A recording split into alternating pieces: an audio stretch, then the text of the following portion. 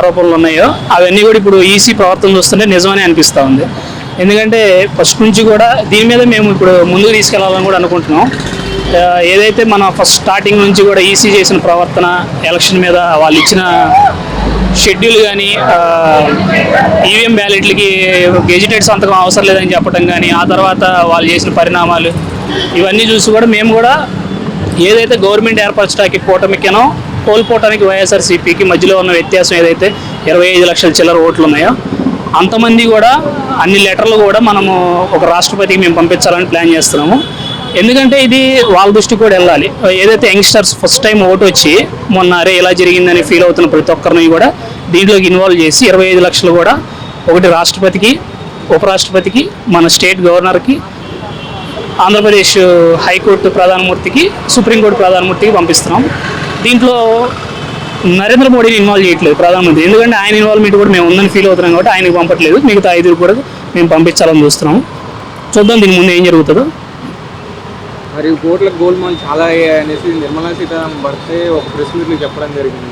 అవునన్న, అదే మనం అంటాం. పరకాల ప్రభావారి గారు కూడా చెప్పడం జరిగింది. అదేగా కొండవల్లి అరుణ్ కుమార్ గారు ఇలా చాలా మంది చెప్పారు. అయినా కానీ ఈ ఈవీఎంలో మాకు తప్పు ఉంది, మాకు రీవెరిఫికేషన్ చేయండి అని చెప్పి బాలినేని శ్రీనివాస్ గారు, విజయనగరం ఎంపీ గారు కూడా అభ్యర్థన చేసి డబ్బులు కూడా కట్టిన తర్వాత వాళ్ళు వచ్చి మాక్ పోల్ చేస్తానంటాం. ఎంతవరకు కరెక్ట్ అనేది అర్థం కావట్లేదు.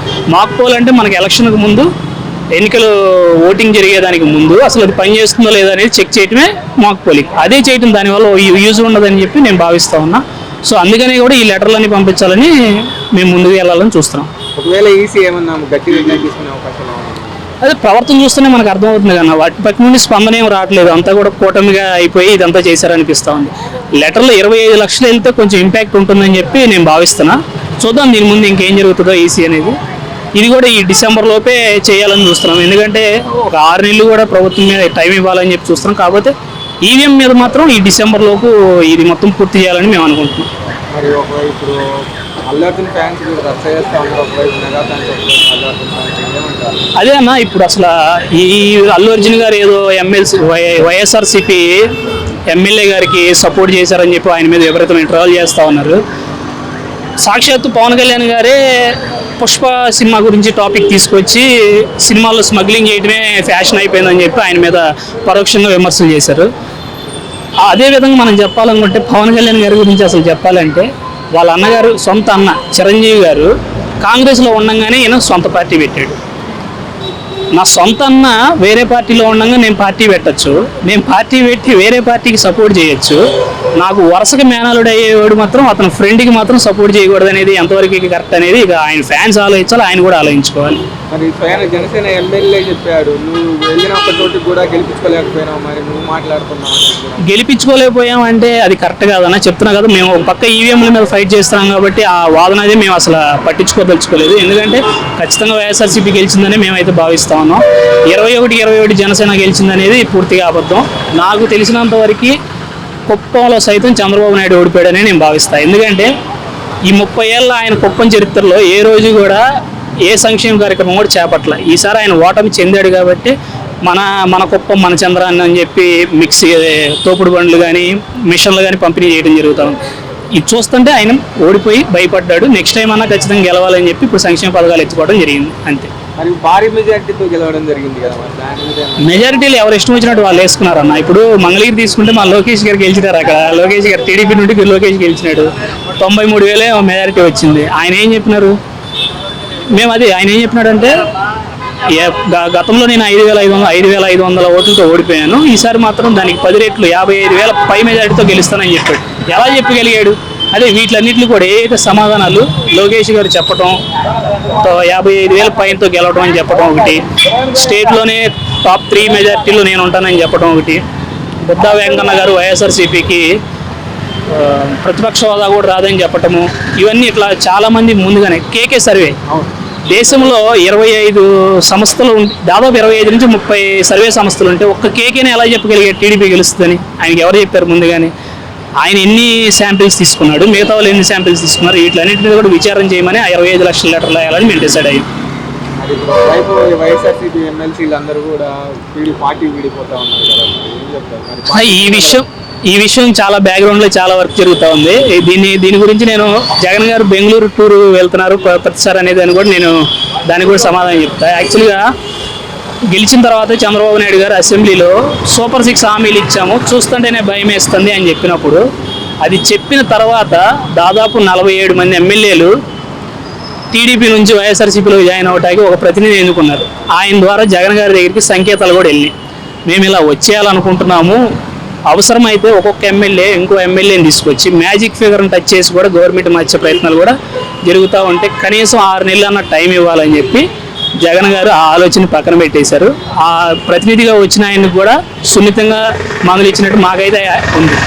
ఈ ఎంపీలు వీళ్ళైతే ఏమన్నారంటే డిసెంబర్ దాకా అధికారంలో ఉన్న పార్టీలోకి మారడం సహజం, డిసెంబర్ నుంచి అసలుగా మొదలవుతుందని నేను భావిస్తా ఉన్నా. ఖచ్చితంగా ఎన్నో రోజులు ఈ గవర్నమెంట్ ఉంటుందని అయితే నేను ఫీల్ అవ్వట్లేదు. ఇక వెళ్ళిపోయిన ఈ మోపిదేవి రమణ వెంకటరమణ గారు కూడా వెళ్తూ ఒక మాట అన్నారు, ద్రోహం చేయాలనుకున్న అయితే ఎలక్షన్కి ముందే వెళ్ళిపోయేవాడిని అని చెప్పి. యాక్చువల్గా జగన్మోహన్ రెడ్డి గారు ఆయన 3 సార్లు ఓడిపోయినప్పటికీ కూడా ఆయనకి రాజ్యసభ ఇచ్చి ఆయన గౌరవం ఇచ్చారు. ఒక మృతికార అతన్ని రాజ్యసభకు పంపడం జరిగింది. ఆయన నిజంగా పార్టీకి ద్రోహం చేయకూడదు అనుకుంటే ఎలక్షన్కి ముందే వెళ్ళిపోవాలి. ఆయన ఉండగానే 11 సీట్లు వచ్చినాయని మీరు డిక్లేర్ చేశారు కదా, ఇంకా ఆయన వల్ల యూజ్ ఏమనుకోవాలి. ఎట్లా అంటే ఆయనకి రాజ్యసభ ఇచ్చినప్పుడు నాకు ఇష్టం లేదు కానీ తీసుకున్నాను అన్నాడు. రాజ్యసభ ఆయన తీసుకుంటే ఎలక్షన్ టైంకి వాళ్ళ అబ్బాయికి ఎమ్మెల్యే టికెట్ వస్తుందేమో అని చెప్పి భావించాడు. అది కూడా రాకపోయేపాటికి అధికారంలోకి వస్తే ఏమైనా ఉపయోగం ఉంటుందేమో అని చెప్పి వెయిట్ చేశాడు. అది కూడా రాకపోయేపాటికి ఇప్పుడు టీడీపీలోకి వెళ్ళడం జరిగింది. వెళ్తూ ఇలాంటివి చేయడం కూడా జనాలు నవ్వుకుంటారు చూస్తే. మరి ఒకవైపు చంద్రబాబు కూడా చెప్తా ఉన్నారు కదా, మరి రాజీనామా చేసి రండి, నియమ నిబంధనలు ఉంటాయి ఇక్కడ అనేసి కూడా చెప్తా ఉన్నారు. ఎవరు చేశారు? ఇప్పుడు రాజీనామా చేశారంటే వీళ్ళిద్దరు చేసి చేపిస్తున్నారు, వాళ్ళని మళ్ళీ పంపిస్తారా? పంపట్లేదు కదా. ఇప్పుడు ఈయన బీసీ తరపు నుంచి ఉన్నారు ఇద్దరు కూడా, ఎవరైతే మన మోపిదేవి వెంకటరమణ గారు ఇంకొకరు మస్తాన్ గారు ఇద్దరు ఉన్నారు కదా, అదే స్థానంలో అదే సామాజిక వర్గాన్ని పంపిస్తారా? పంపరు కదా. ఆయన కావాల్సింది ఏంటంటే ఇప్పుడు ఆయన తరపున ఆయనకి నచ్చిన వాళ్ళు రాజ్యసభగా వెళ్ళటం కావాలి. అందుకని వీళ్ళని కొనటము, వీళ్ళ చేత రాజీనామా చేసి ఇప్పుడు మోపిదేవి వెంకటరమణ గారికి ఎమ్మెల్సీ ఇస్తారని చెప్పి అంటున్నారు. రాజ్యసభ రాజీనామా చేయించి ఎమ్మెల్సీ ఇచ్చేసి ఆ స్థానంలో ఆయనకు కావాల్సిన వాళ్ళు పంపించుకోవటం, ఇది ఎంత చండాలమైన రాజకీయం అంటే చంద్రబాబు గారు ఆలోచించుకోవాలి. ఇంకా మరి ఇక్కడ విజయవాడ పరిస్థితి ఎలా ఉందంటే ఏం చెప్తారు? ప్రస్తుతం గవర్నమెంట్ వచ్చిన దగ్గర నుంచి కూడా ఏది ఒక్కటి కూడా ప్రజలకు ఉపయోగపడే పని ఏదో ఒకటి కూడా చేయాలి. ఆయన గవర్నమెంట్లోకి వచ్చిన మొదటి రోజున ఏం చేశారంటే, ఏదైతే జగన్మోహన్ రెడ్డి గారు గవర్నమెంట్ ప్రైవేట్ స్కూల్లో కూడా బాగా చదువుకునే వ్యక్తి ప్రైవేట్ స్కూల్కి వెళ్ళాలి అంటే 25% రిజర్వేషన్ కల్పించాడు, దాన్ని తొలగించాడు. అంత అవసరమే ఉంది. విద్యా వ్యవస్థలో 25% ఫ్రీగా పేదలకి ఇవ్వాలి సీట్లు అన్నదాన్ని క్యాన్సిల్ చేయాల్సిన అవసరమే ఉంది. ఈ శ్రీ చైతన్య నారాయణకి పుణ్యం చేయటం కాకపోతే ఏమీ లేదు దాంట్లో. ఇక ఆ తర్వాత పవన్ కళ్యాణ్ గారు కూడా అధికారంలోకి వచ్చిన మొట్టమొదటి పెట్టిన కాన్ఫరెన్స్ ఏంటంటే సినీ నిర్మాతలతో మీటింగ్. ఇప్పుడు అది అంత దీనమైన స్థితిలో ఏమీ లేదు కదా, సినీ ఇండస్ట్రీ బాగానే ఉంది, దాంతో రివ్యూ మీటింగ్లు అని చెప్పి కాలం గడపడం తప్పితే ఏమీ కనపడట్లేదు అక్కడ. ఇప్పుడు మనకి విజయవాడలో ఫ్లడ్స్ వచ్చినాయి. ఫ్లడ్స్ రావటం అంటే ఇది నిన్న జగన్మోహన్ రెడ్డి గారు కూడా అన్నారు మ్యాన్ మేడ్ ఫ్లడ్స్ అని చెప్పి. ఖచ్చితంగా it's floods made by Chandrababu Naidu యాక్చువల్గా చెప్పాలంటే. ఎందుకంటే కేవలం ఆయన కరకట్ట మీద ఉన్న నివాసం పొంగిపోకూడదు అని చెప్పి బుడమేర వంతెనలోకి ఫ్లడ్స్ వదలటం జరిగింది. దాంతో సింగనగర్ పైపుల రోడ్డు, విశాలాంధ్ర రోడ్డు మొత్తం మునిగిపోవడం జరిగింది. నిన్న మేము అక్కడికి వెళ్తే విశాలాంధ్ర రోడ్డు నుంచి ప్రజలు అవస్థ పడుతూ ఎట్లా కొట్ట పడవలకి 1600, 2000, 4500 కట్టి సింగనగర్ బ్రిడ్జ్ దాకా వస్తే, సింగనగర్ బ్రిడ్జ్ దాకా వచ్చిన తర్వాత వాళ్ళకి పునరావాస కేంద్రాలు ఎక్కడున్నాయో కూడా చెప్పే పరిస్థితి లేదు. అదేమంటే చంద్రబాబు నాయుడు గారు ఆయన ఇల్లు కూలిపోతుందని అర్ధరాత్రి వచ్చి ఎన్టీఆర్ జిల్లా కలెక్టరేట్లో కూర్చొని నేను క్షేత్రస్థాయిలో పరిశీలిస్తున్నానని చెప్పి అబద్ధాలు చెప్పడం జరిగింది. అందరికీ తెలిసిన విషయం, ఆయన ఇల్లు కూలిపోతుందని చెప్పి ఆల్టర్నేట్గా ఒక ఇల్లు ఎత్తుక్కున్నాడు ఆయన. దాన్ని జనాలందరినీ డైవర్ట్ టీడీపీ అంటే ఎట్లా అయిపోయిందంటే టాపిక్ డైవర్ట్ పాలిటిక్స్గా అయిపోయింది టీడీపీ అంటే. ఇప్పుడు వచ్చి ఏదైనా విపత్తు జరిగినప్పుడు అక్కడ సహాయ చర్యల్లో ముందు అధికారులు పోవాలి. సీఎం స్థాయి వెళ్ళే వ్యక్తి ఆడ నుంచుంటే అధికారులందరూ ఆయన చుట్టూ చేరడం కుదిరింది, కానీ ప్రజలకి సేవ ఎక్కడ జరుగుతుంది? ఇప్పుడు వెళ్ళి సింగనగర్లో ఎవరన్నా చూడండి, ఎంత ఆర్ధనాదాలు చూస్తుంటే ఏడుపు వచ్చేస్తుంది చూస్తూ ఉంటే. అలా జరుగుతూ ఉంది. ఇంకా ఫెయిల్ అయిందని అనుకోవాలి గవర్నమెంట్, ఖచ్చితంగా ఫ్లడ్స్ మేనేజ్ చేయడంలో ఫెయిల్ అయిందని అనుకోవాలి. వరద బాధితులకు అండగా ఉంటామనేసి కూడా స్వయాన చంద్రబాబు నాయుడు తిరిగి చెప్తా ఉన్నాడు కదా, మరి వాళ్ళతో బాధితులు. నిన్న మీరు ఒక వీడియో చూస్తే చంద్రబాబు నాయుడు గారు షిప్లో పోతూ ఉంటే ఒక తల్లి చిన్న పాపను వేసుకొని ఆకలేస్తుంది అంటే సరే అమ్మ అని చెప్పడం జరిగింది.